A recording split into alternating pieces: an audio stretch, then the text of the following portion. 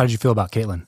She's always been. So I guess at first I was like super scared of her, and not in like she was mean. She was witty. Yeah, she's intimidating. Intimidating. Yeah. She's got to be beautiful. One of the best ones that they've ever had. Huge star. Was she's a host or was the host? Or she hosted for two seasons. Yeah. Kind of in the midst when Chris left. She was witty. She was charismatic. She was beautiful. She was confident. And she was, I don't know how much older she is than me, but I think she was around like 6 years older than me. Oh, okay. And so I was just kind of like more hesitant with her at first. And then as I started to get to know her, we started to click, very much as friends. Like the joking could happen, the jabs could happen, and I really started to like fall in love with who she was as a human at that point. Mm-hmm. But it took me a long time. Yeah. When you say a long time, the whole filming for the entire is as how long? Yeah, I think you're there a little over 2.5 months. Okay. If you make it to the very end. Yeah, I was gonna say, but you made it. I made it to the last week. And so like I was a week short of the final, 2. Yeah. It feels like a long time. I mean, I think people come out of it and you look back and you're like, how in the world could I have felt anything in that period of time? Yeah. But what happens is you're in this environment. It's a bubble. There's no cell phones. There's no computers. There's no magazines. There's no books, like no TV. You're around a table with a bunch of dudes all the time. Somebody's going on a date or you're going on a group date every day.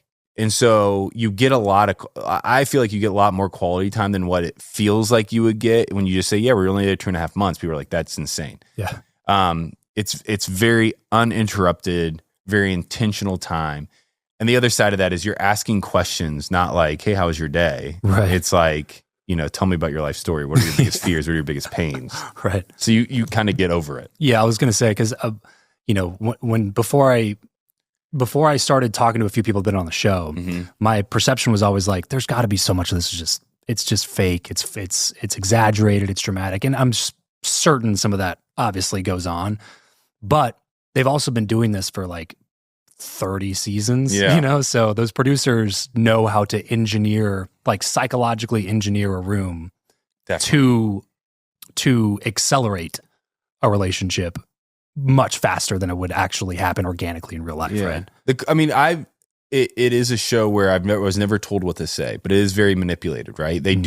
Producers are in your ear. They're asking you questions like this, and you're coming to conclusions that then they maybe want you to say out loud. Mm. And they also play God in those rooms, right? Like there's a camera in the living room that's filming every conversation going on while the lead is 2 rooms over having another conversation. Mm.